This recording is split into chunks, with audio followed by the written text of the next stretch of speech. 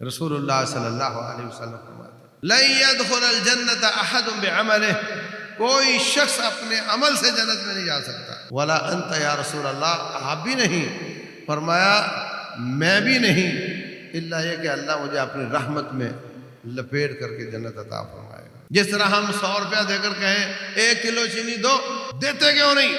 میں نے پیسے دیے ہیں، کلیم کر سکتے ہو.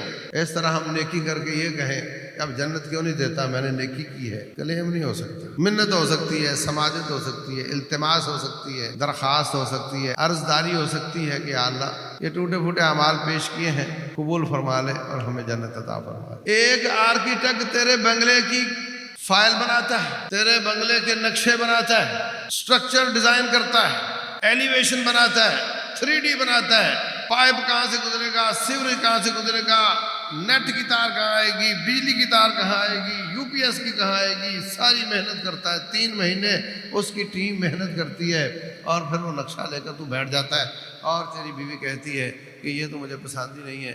آپ اس کو کہہ دو کہ تیرا نقشہ مجھے پسند نہیں ہے، تو وہ کہہ سکتا ہے کہ یہ کیا بات ہوئی، میں نے اتنی محنت کی ہے تمہیں کیوں پسند نہیں ہے؟ وہ یہی کہے گا جی ٹھیک ہے، پھر آپ کو جو جس طرح کا پسند ہے ویسا بتا دیں آپ، پھر آپ اس کے مطابق بنانا شروع کرو گے.